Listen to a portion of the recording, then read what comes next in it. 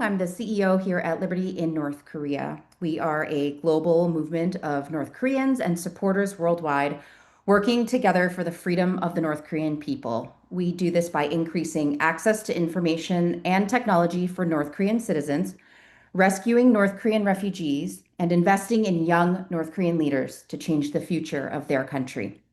Lastly, we work with our North Korean and international partners to mobilize global support and solidarity for this issue. Ultimately, we believe the North Korean people can achieve their freedom in our lifetime. So thank you all for joining us today and for being part of helping to make that vision a reality. So before we jump into the things, we just need to go over a quick few housekeeping reminders. We want to spend as much time as possible answering your questions. So you can feel free to start dropping questions into the chat at any point, including right now. My colleagues Stephanie and Alyssa are there, and they will be chatting with all of you and will be gathering your questions. We'll do our best to get through as many as we can. To get things started in the chat, why don't you go ahead and drop some comments about where you're joining us from and what brought you here?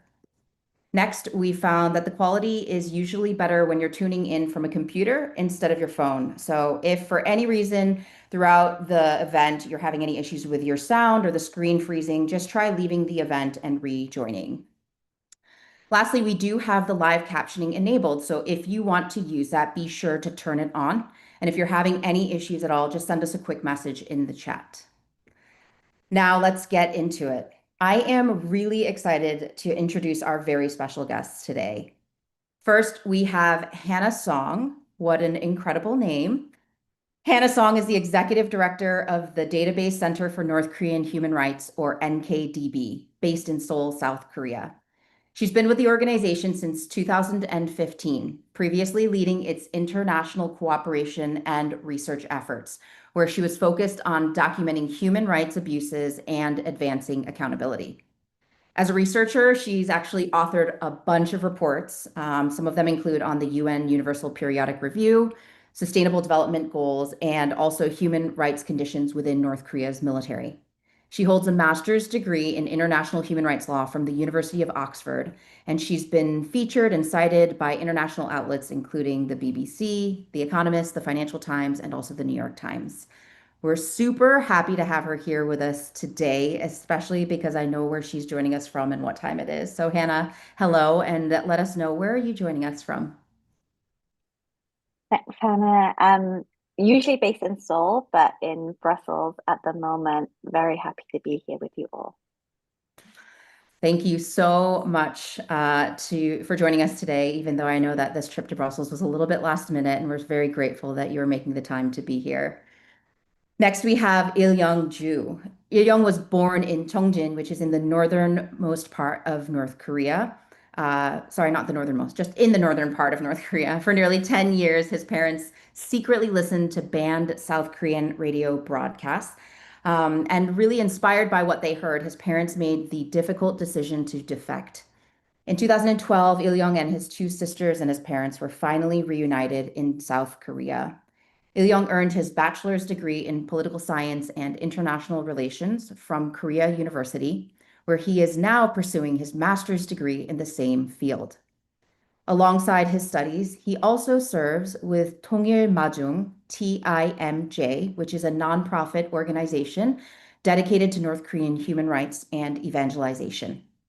And he is also a Link Advocacy Fellow alumni. So, hi, Il-Lyong. It's so good to see you. Thank you for joining us today. And where are you joining us from today? Thank you, Hannah, and thank you everyone for being here today. Il-Lyong, I think you're in South Korea. Is that right now? Yes, I'm in Seoul now. Okay. Yeah. All right. And lastly, we are joined by my colleague, Chris Potter. So she is actually our director of programs and oversees all of our incredible capacity building programs, including our Advocacy Fellows program. But today, she's actually going to be helping out with a little bit of interpretation as needed.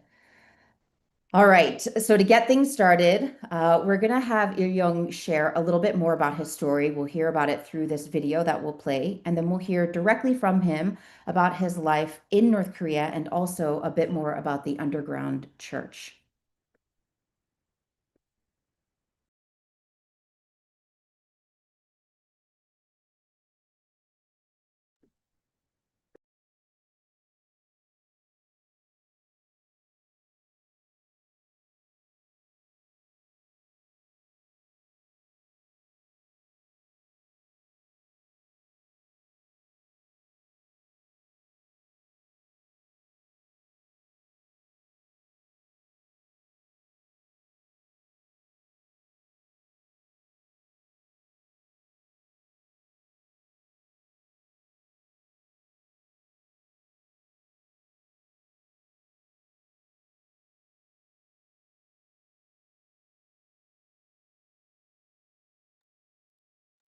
I think Hello. I'm sorry, I think we're having a little bit of technical difficulty. We're gonna go ahead and actually just hear directly. Advocacy. Oh, here we go. You want to brag about? I have a 잘생김, which is handsome on my face. I can show off this one that my 잘생김. Sorry, just. Hello, my name is Il-Lyong. I lived in Cheongjin, Hamgyong province, which is very northern part of North Korea, and I escaped North Korea in 2008. I participated in Advocacy Fellows program in 2018. We get trained in Korea for public speaking and also English, and we go to the United States. And from West Coast to the East Coast, we move speaking in front of US citizens about North Korea people. We went like Google, Facebook, like Toyota, every like famous universities. We went almost everywhere from high school to the big company. And those 5 members were like Avengers in a war.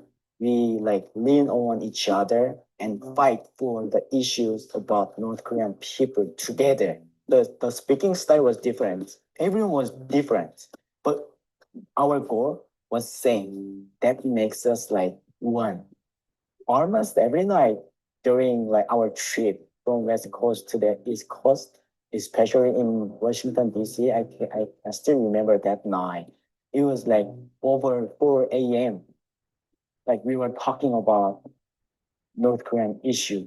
Our like spirit was awake, and then like 2 hours like sleep and go to the people to speak out. Everyone we met, they were so passionate about North Korea. They were saying, I want to hear more, I want to hear more. I want to help North Korean people. That motivates me a lot and gave me a courage to do that.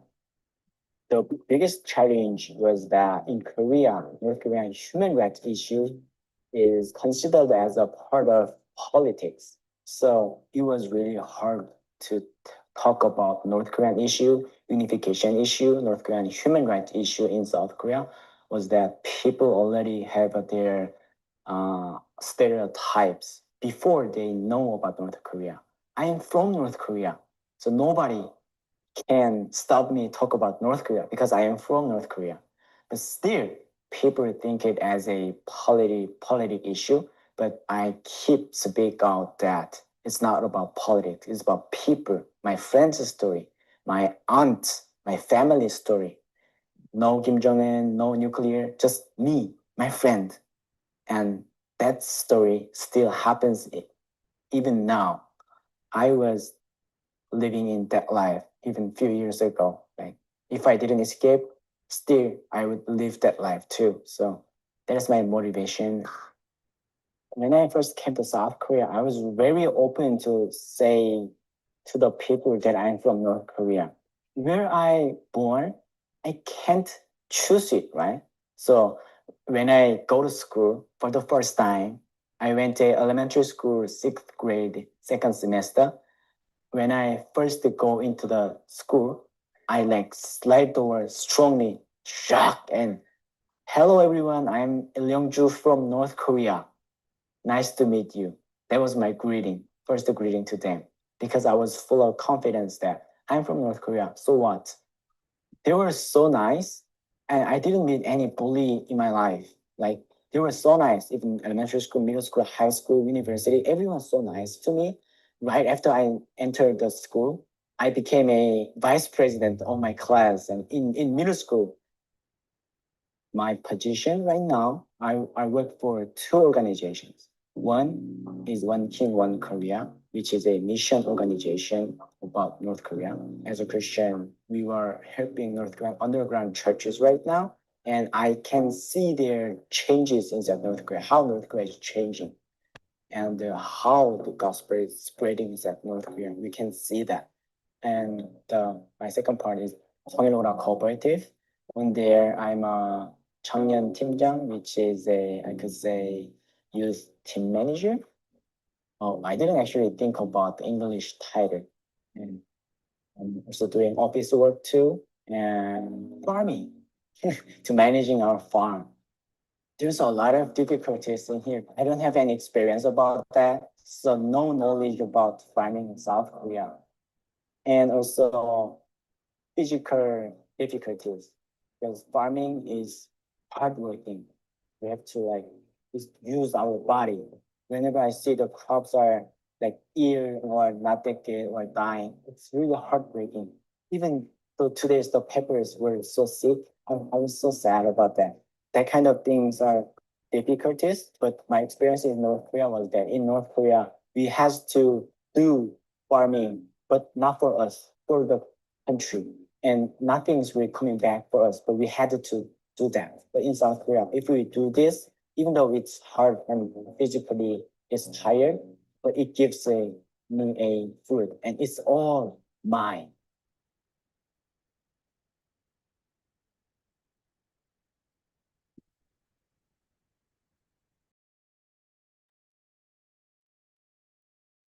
Mm.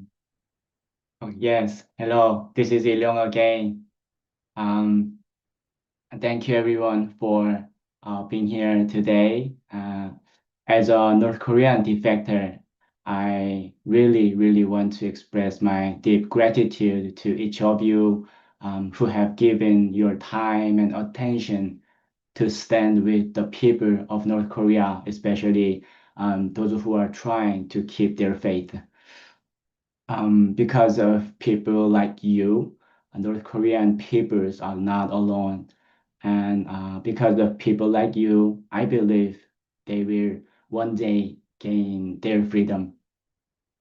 As you saw in the video, I came from North Korea. My main job growing up in North Korea was herding goats, literally the goat, like a sheep.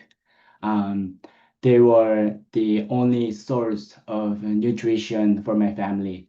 And I thought my life would always be like that, just following gods every day. But one day, a miracle happened. My father accidentally found a Christian radio broadcast from South Korea. It was FEBC, which is Far East Broadcasting. After that, my family secretly listened to that radio for more than 10 years while preparing to escape.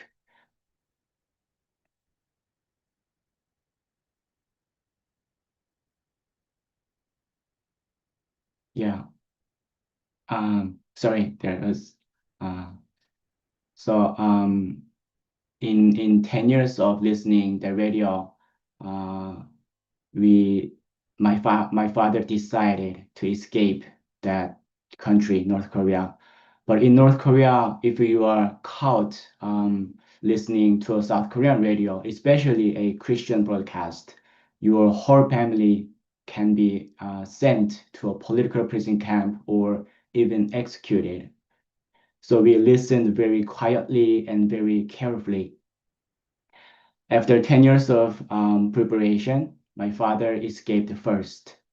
Right after my father left, we had to spread a rumor that my father had gone out on a boat and drowned. This was to hide his escape. With my father's help, after my father safely arrived in South Korea, our family of 5, I have mother and 2 sisters, we could finally reunited in Seoul over the next 3 years. Our family was very lucky. We survived, but many people die while trying to escape from North Korea, and many people are still suffering today. Even good people can be killed simply because they had a contact with Christianity. My aunt was one of those people. My aunt was known as one of the kindest people in her village. She made candy and tofu to sell. Whenever she made something, she gave half to widows and poor families. But one early morning, black cars suddenly came to her house and they took her entire family away. And later we heard they were taken to Yodok political prison camp. The reason was simple. Her husband's grandfather had been a Christian. Her husband's grandfather had been a Christian. That was the only reason. Not because they believed, not because they did something wrong, but because of their family background. Among her children, there was a girl my age. She became a political prisoner as a teenager. She had to live her whole life in prison. And one of my relatives who lived in Hamgyong province lost his whole family, and they were all executed. Only the oldest son was survived. His family watched it. He watched his family being killed, and now he's completely lost his mind.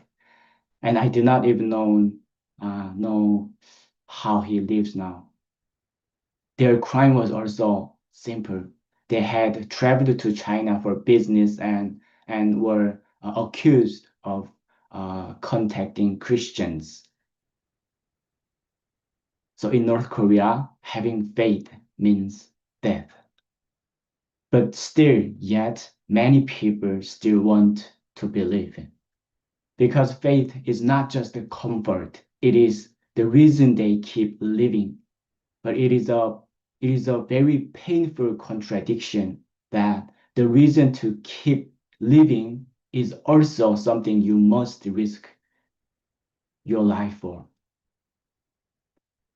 Back in late 2010, I had a chance to spoke on the phone with a believer whose last name was J, and we called to encourage him and thank him for staying alive. But he said something that shocked me. He said while he was waiting for us, he was waiting for my call. He said that he was singing hymn number 500. The name is Throw Out the Lifeline. He said that he was waiting and singing that hymn, that song. And we asked that how he knew that hymn, that song. He said that he had met Jesus while he was visiting China and then returned to North Korea as a missionary. At first, when I was in North Korea, I thought he was foolish because he was poor, but he kept giving his rice and food to young men who lived alone, and he often went hungry himself. So when he visited our home, he told us some kind of strange and old stories.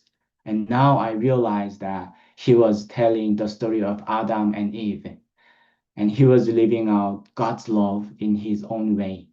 And later he was caught while sharing the gospel, and he is now in a political prison camp. And also one Sunday morning in 2016, I still clearly remember the day we received a photo from believers inside North Korea, and I have that photo.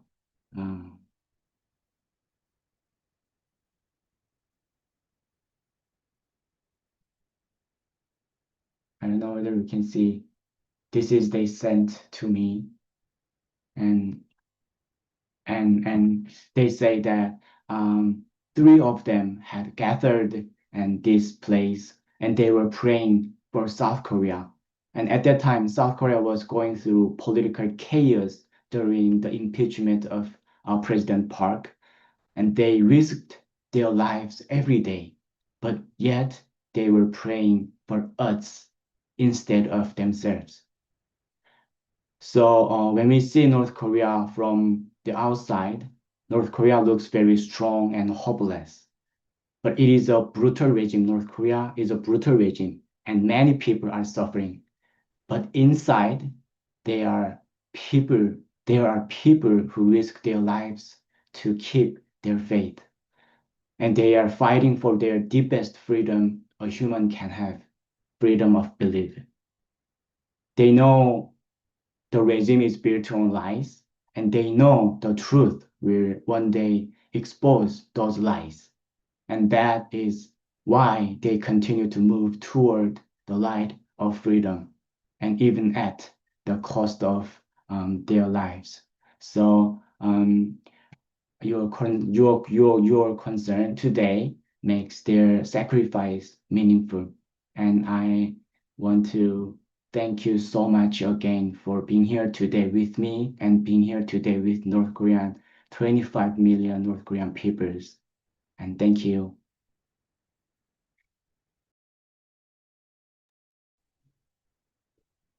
Il-Lyong, thank you so much for sharing, and thank you so much just for the work that you and your family, I know, are doing continuously in this space, and in terms of keeping in touch with contacts and believers inside the country as well. We appreciate you sharing that, even though I know that the work can be very dangerous, and especially for the contacts that you continue to hold on to inside the country.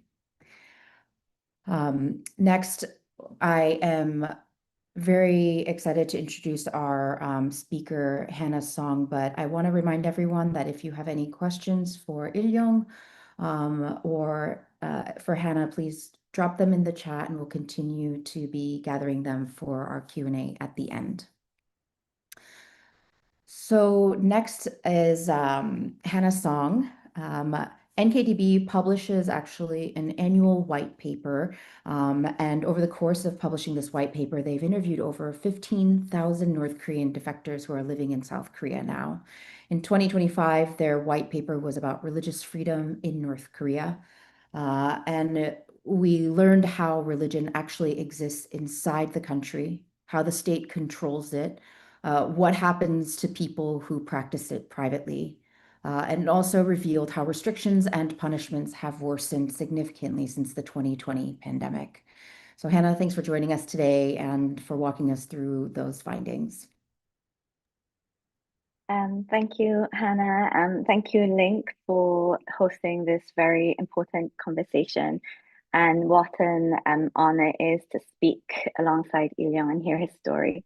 For those unfamiliar with NKDB and the work that we do, just starting with a brief introduction.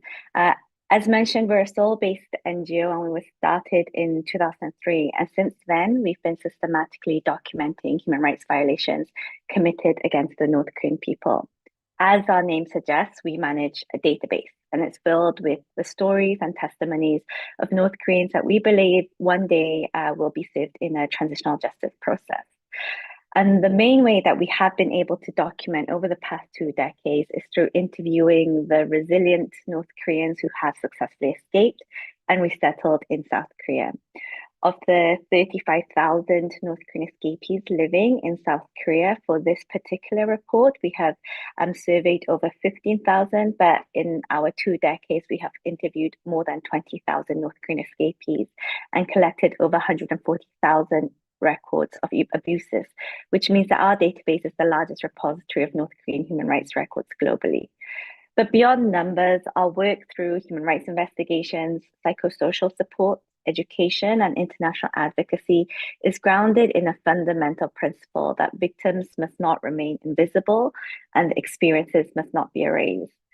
And through seeking support and freedom in South Korea, many North Korean escapees that we have worked with, such as Il-Lyong, have turned to Christianity. And then they are surprised to learn that Pyongyang was actually once called the Jerusalem of the East. And through these understandings and through these conversations, we found it important to conduct further research on this. And so in 2008, NKDB published its first report dedicated specifically to religious freedom. And since then, annually, we have separately documented cases of religious persecution as part of a long-term research effort. Going back, North Korea was not always hostile to religion. In the earliest 20th century, Pyongyang was actually a major center of Christianity in Northeast Asia and was, as mentioned, known as Jerusalem of the East. There were over 2,000 churches operating there, and the 1907 Pyongyang revival marked a period of intense spiritual renewal. By 1910, nearly 30% of the Korean population was Christian. This was not just a marginal religious presence, it was institutional and deeply embedded. But after 1945, under the Soviet-backed regime of Kim Il-sung, this landscape changed dramatically. Kim Il-sung's parents were actually devout Christians, and so he saw the power that Christianity could have. Christians were organized, and they did not always obey the new government. And so as a result, religious leaders were arrested, churches were closed, believers were labeled counter-revolutionaries, the worst label you could have. And so what followed was not a gradual decline, but a systematic eradication. And to understand religious repression in North Korea, we must also understand Juche ideology. Juche, which is the foundation of the DPRK, is not just a political doctrine. It functions as a state-imposed belief system with religious characteristics. It elevates the Kim family to near divine status and requires adherence to the 10 monolithic principles. For those of you who are Christians, you'll notice that many of the principles are very similar to the 10 commandments found in the Bible. But instead of loyalty to God, you have loyalty to the leader. Instead of moral law, you have political doctrine. Instead of spiritual accountability, you have surveillance-based enforcement. And instead of a true belief, it's mandatory conformity. This is not atheism or ideology that we know in the Western sense. It's an ideological monopolization. And religious repression is not just an isolated policy in North Korea, but it's clearly embedded within the regime's survival logic.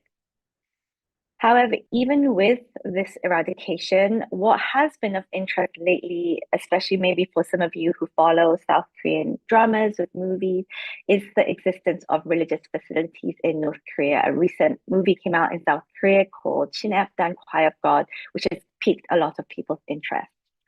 And this is loosely based on a true story. And according to statements attributed to former North Korean diplomats and high-serving elites, the DPRK regime had constructed officially sanctioned churches and a cathedral in Pyongyang during the 1970s and 80s, not to allow genuine religious practice, but to display an image of religious tolerance to the outside world. The leadership used these buildings to present a facade of freedom of worship for foreign visitors and diplomatic purposes.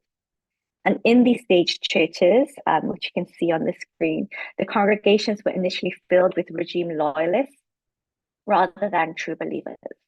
These were performances intended to convince foreign audiences that religious life existed in the DPRK, despite the lack of independent faith communities. However, in rare cases, individuals attending these stage services later actually developed actual belief. But it's of course important to understand that this does not reflect genuine religious freedom, but rather unexpected outcomes of a propaganda strategy. And a reminder that the DPRK is a UN member state, and so it claims to abide by the Universal Declaration of Human Rights. And you can see in the report that it submits to the UN that it claims through its constitution that it guarantees religious belief. But if you look closely at what the constitution states, it prohibits religion from being used to draw in foreign forces or disturb state or social order.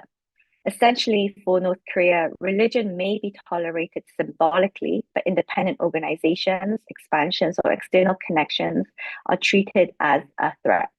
And this is important to keep in mind when examining North Korea's records of religious exchange. Our research examined decades of religious involvement with Buddhist, Protestant, Catholic groups in North Korea. And on the surface, these exchanges suggest openness. Official delegations have traveled abroad, foreign religious representatives have visited Pyongyang, and humanitarian cooperation with these religious groups have taken place. However, when we compare these official narratives with interviews conducted with real North Koreans, a stark gap emerges. As Hanna mentioned, our findings draw from over 15,000 respondents across multiple decades of defection. And this longitudinal scope allows us to examine not just isolated incidents, but structural continuity. And this is a question we ask all incoming North Korean escapees when we meet with them, is whether they're able to freely engage in religious activities in North Korea. 99.6% said that this was not permitted. And this figure has remained consistent across generations of North Korean escapees. When we've also asked about churches outside of Pyongyang that is permitted by the North Korean government, 98.7% reported that no legal house churches exist. And again, this is consistent across decades, indicating that religious repression is not episodic, it's systemic and sustained across leadership transitions. And when we move beyond perception to documented cases, the pattern becomes even clearer. We've documented over 2,000 cases of religious persecution. Of these cases, over 66% involve just being connected with any form of religious activity, and 16.8% is a possession of a religious item. It's not practicing religion, it's just even being caught having a Bible in your surroundings.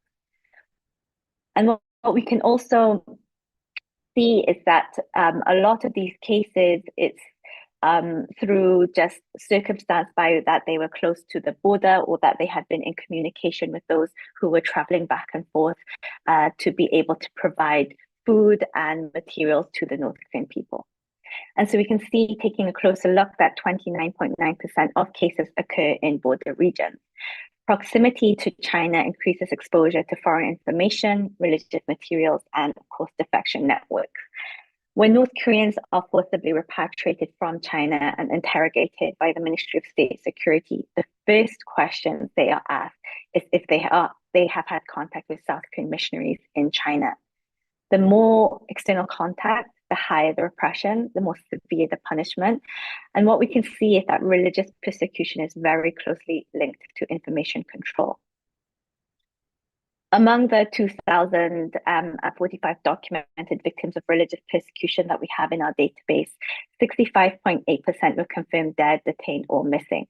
And the severity of these punishments show how religious belief is not treated as private deviation, but it's treated as an existential threat to the North Korean government. Testimonies that we've collected include civilians executed for distributing Bibles and individuals imprisoned for possession alone. And they're not symbolic punishments, but are enforced through lethal state violence. And since Kim Jong-un came to power, religious persecution has intensified.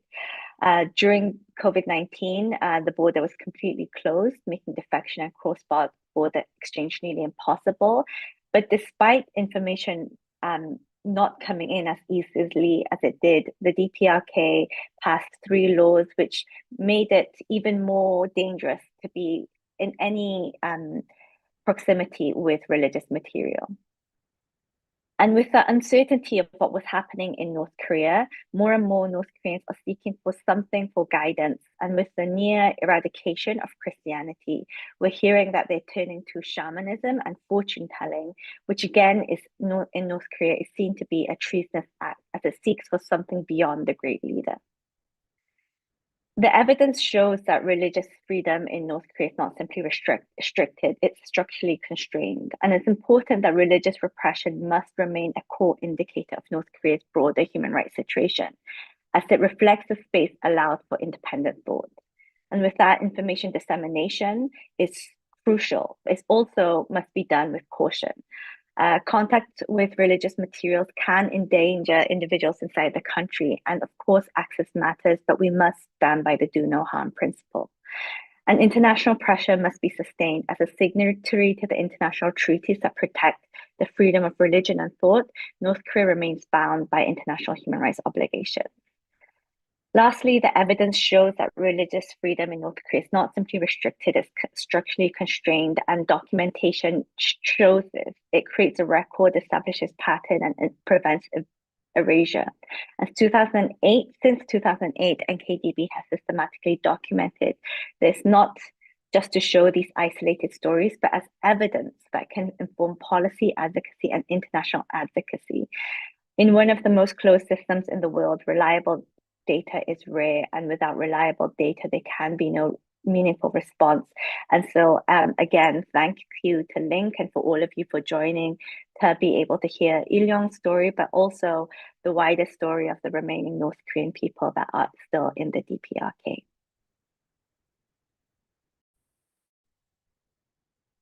Thank you so much, Hannah, for this great overview, so much information, and also for sharing these findings. For those of you who might be interested in checking out this white paper, this report, you can sign up actually at the NKDB website. We will drop a link into the chat. You need to just create a login, sign in, and then you can actually access this white paper digitally on religious freedom.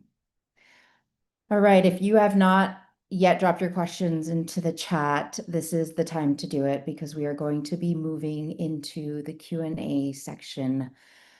So we have a lot of great questions. As I mentioned, we will do our best to get through as many as we can. And I will also let you know maybe who might be the person to direct it to, or feel free, both of you, Hannah and Il-Lyong, to answer whichever questions you'd like. But the first one, let me see here. Let's see. This question is from Bailey, and I will ask you, Il-Lyong. So how did you first come to know Jesus, and what did it look like continuing in your faith amidst trouble? And so maybe if you could share a little bit about your faith journey. And then actually, I'll add an extra question to the end of that, if you don't mind asking. After leaving North Korea, what was it like when you got to South Korea to be in a place where you were able to practice your faith freely without fear or constraint?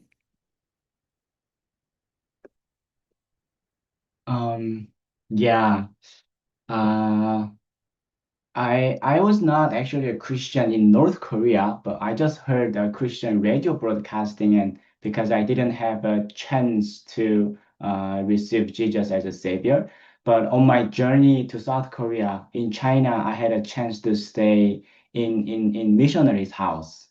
In there, I had a chance to read the Bible and learn how to pray and receive the Jesus as a savior, but I couldn't believe it that much. And so I forgot that I confessed it.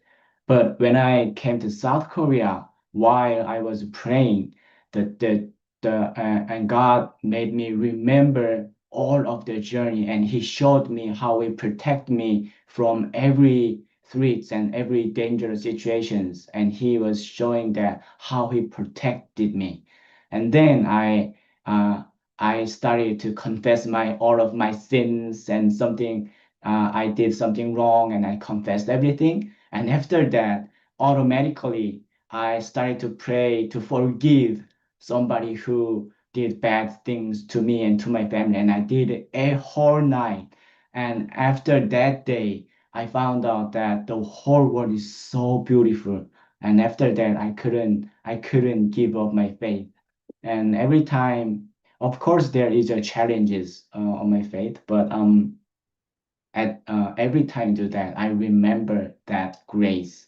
I was sinner, and I saved, and that made me the reason that why I have to be believe and alive. And if I was in North Korea, I would be hopeless, just following God's every day. That would be me. That would be me. I would have no chance to know God and talking about it. In North Korea, I watched a movie from some of my friend's house that there was one of the in movie they were crucified someone. It was not a Christian movie, but they just crucified. It was, I think, it's just execute them like a crucifying. But me and some of my friends were following that action on the street, and one of my neighbor yelled me and, "Hey, stop that! You're gonna be killed! Stop it right now!"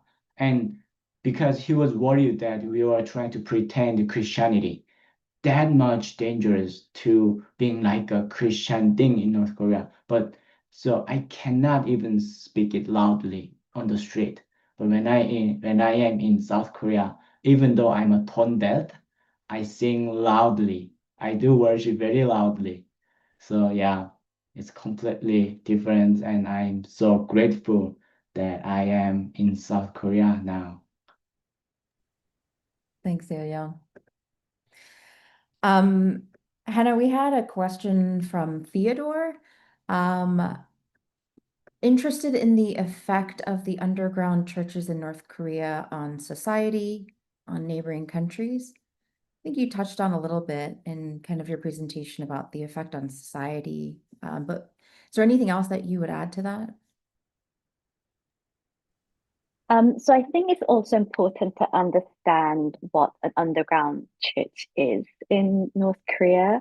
As Il-Lyong mentioned, you can sometimes hear of maybe one or two, three people, really close confidants, usually family members who may be able to gather and worship and pray together. It's not the type of, when for those who are Christians who think about like the Book of Acts and the catacombs and the underground churches where hundreds of people are gathering in closed places and singing. I don't think it's that type of underground church that people are witnessing in North Korea. That being said, I think that there are different types of believers who have been able to protect themselves over time despite the repression and the persecution. There are those who like have ancestors who were believers who survived after the purge of Christianity when Kim Il-sung first came into power. And so their grandparents or great-grandparents were believers during the time in which Pyongyang really was, the Jerusalem of the East. One story comes to mind where a grandfather and his family were defecting from North Korea, and while crossing the river into China, this young man told us that he saw his grandfather holding on to something so closely, and only when he came to South Korea realized that was a makeshift cross that he had made. And after decades in North Korea, he never had known that his grandfather was Christian and had this faith. And at first, he was really hurt that his grandfather hadn't shared something so close and personal to him. But his grandfather was like, I can't take that risk of, if people know that you have this faith, it's something that should end with me.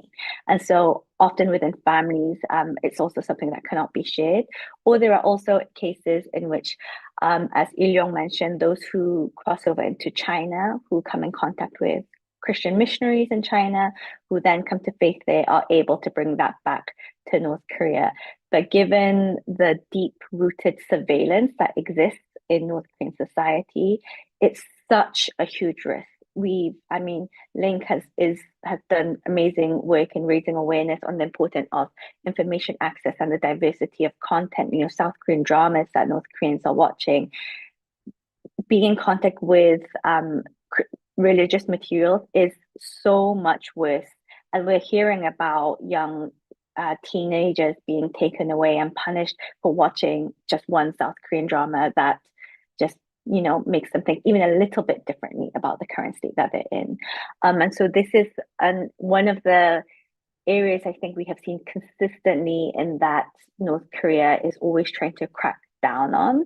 And it's not just Christianity, it's any form of religion. And now, as I mentioned at the end of the presentation, that's also in North Korea, including shamanism, fortune telling. So anything that will let North Koreans hold on to anything that isn't the Kim family is considered to be a form of belief that needs to be eradicated. And I think that's why it's so important to be able to promote religious freedom in North Korea, but because it gives North Koreans just that freedom of thought to make those decisions for themselves, to be able to choose, as Il-Lyong mentioned, whether they're tone deaf or not on what they want to be singing or praising. And it's something that we've seen consistently being raised even by North Korean escapees as well, as an issue that doesn't get enough attention. You talked about the history a little bit, especially with kind of the connection between Christianity and even Kim Il-sung, founder of North Korea, and his family.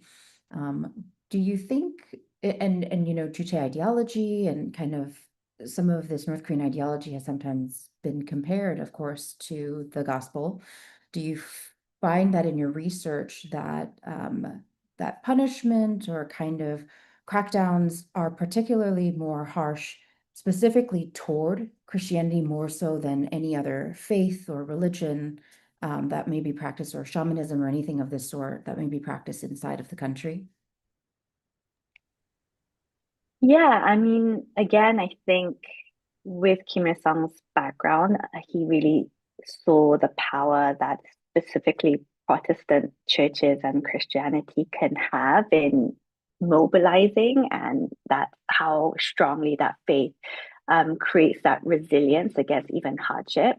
And so, you know, when North Koreans have been forcibly repatriated, the fact that the first question that they ask is, did you see a Bible? Did you have any contact with missionaries? Because that will determine which prison camp you're going. That will determine whether it's a political prison camp where you'll spend the rest of your life, or whether it will be a few months or a few years of hard labor, which of course that in itself is horrific. But it's the contact of Christianity that really determines that. I mean, with shamanism, it's also in South Korea. It's a more of a cultural phenomena, and I think it's just what this trying to eradicate anything that allows North Koreans to hold on to something. But with fortune telling, it's not people. We don't really hear about people risking their lives to protect their faith in that area, whereas we hear about Christian martyrs. That being said, I think it's quite difficult to do research on the existence of Christian practices in North Korea. It's very in close circles, and the people who have been able to come to South Korea are the ones obviously who have made it out. And so the stories that we don't hear, I think, are the scariest ones that remain in North Korea that we need to keep documenting. Yeah, absolutely. Thanks, Hannah. I think we're losing you there a little bit, but we got you back. Il-Lyong, Ruth had a question, and I think this is in reference to something that you mentioned before. When you say the underground church is growing, the gospel is reaching more people, can you elaborate what you meant? And also, she says, I'm so happy to hear this, and I have wondered how alive the underground church is.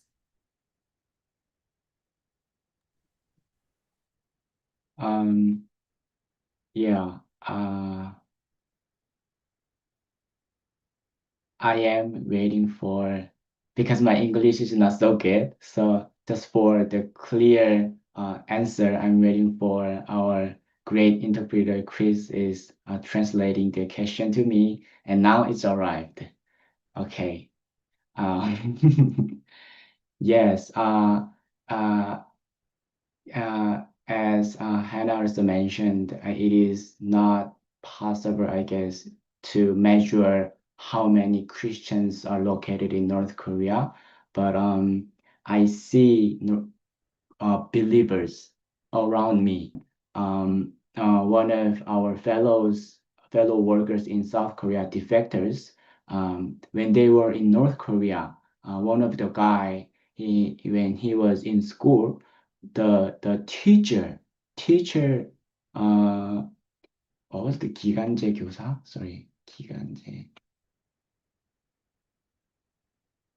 The temporary teacher came to his school, and that teacher was a young woman, and she taught about Jesus and 12 disciples in that school.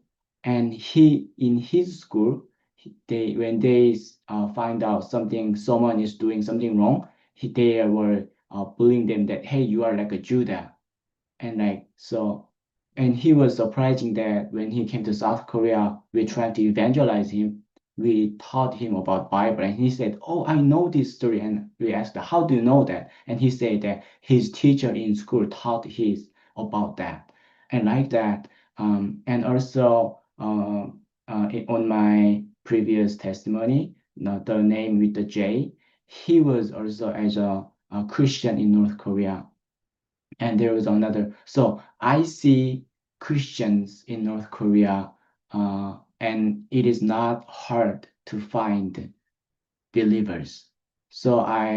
And when we talk with them, and they brings some testimonies that, hey, I was sharing this gospel to these people and she starting to believe, and this is happening and it's growing. So we just in my experience, we can experience that it is growing.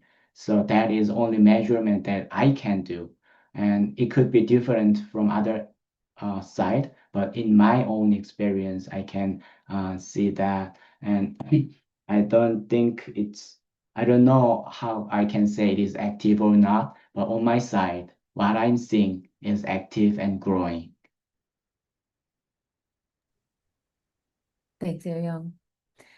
Hannah, I have one more question for you, and then I think this might be one of almost the last ones. And so, you kind of touched a little bit on this before, and I'm going to kind of draw a question out of this, but it seems like religious networks, often overlap with information networks. And so, how do like underground faith communities or kind of these religious networks, how do they actually change what people inside the country come to learn about or know about the outside world? Have you kind of heard about this through your interviews and through speaking with defectors? I mean, I think one of the biggest things that will lead to change in North Korea is the change in North Korean people. And that's where information plays such a large role. Just checking my internet is okay. And even when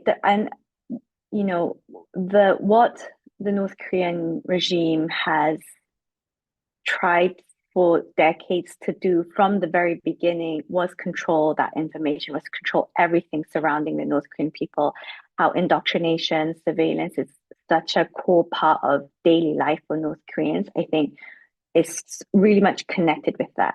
And so, people joke about how, the Kim family claim that they have created everything in North Korea and that they are like, that they are able to conduct miracles. And people in the West joke about that. They joke about the cult of personality. But that has been the key to almost the survival of the regime and how the North Korean people have survived or lived under this repression for the past few decades. Stepping away from the religion aspect, what we hear a lot about from recent defectors soldiers as well is that when they learn about the fact that how the Korean War started, not because the South invaded the North, but how the North actually invaded the South. For us, that's just a fact. It doesn't seem, like a mind-blowing piece of information that we think would change anything. But for a lot of people, that is once they hear about that through radio or different ways in which information is smuggled in, everything that they knew about the regime, everything that they thought that the government would do for them collapses. And I think that's the way that religion plays a role as well. As soon as you realize that the promises that the Kim family have been making for decades are based on lies and propaganda, and that maybe there is something else to believe in, and you can choose that for yourself, that is really what gives people the hope to dream and think beyond this box that they have lived their whole lives in.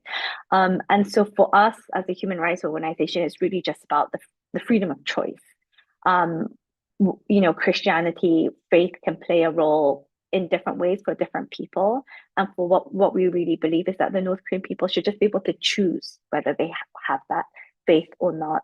And that's why there's different activities, whether it's through Il-Lyong's group organization, whether it's through informing these official networks that exist, that if you're only targeting Pyongyang, you're only targeting these very state-controlled propaganda facilities, and having a real understanding of how religion in North Korea works is really a step forward into seeing a future North Korea that we want to see. Thank you, Hannah. I have one last question for both of you, and I will ask you the question and then we'll loop back to it so that I can, I want to also wrap things up here for us a little bit.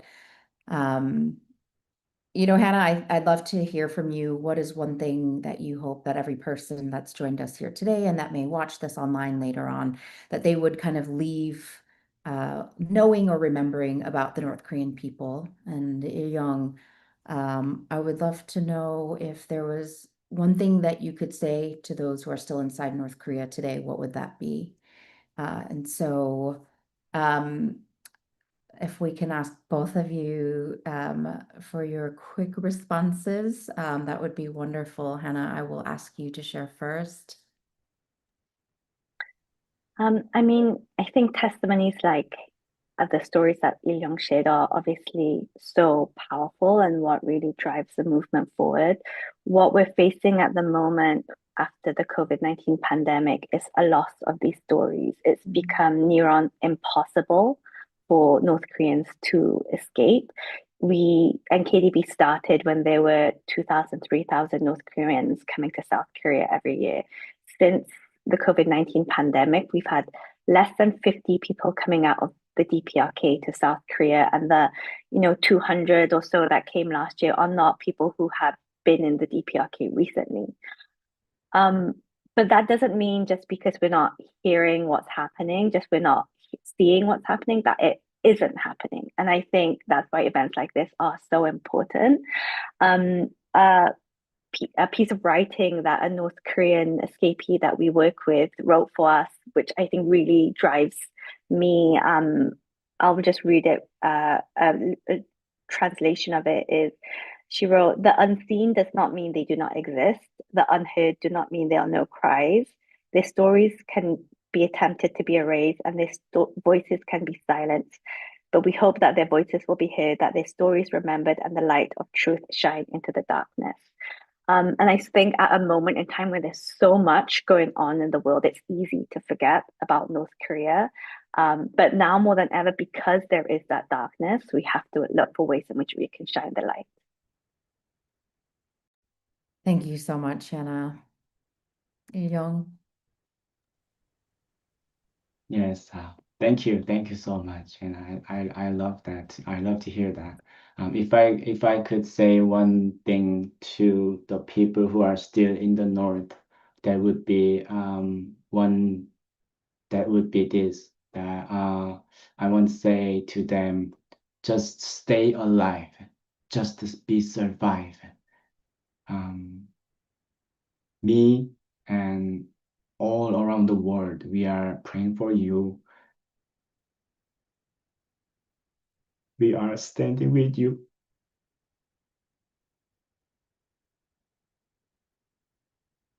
So just stay alive, and we will meet in alive.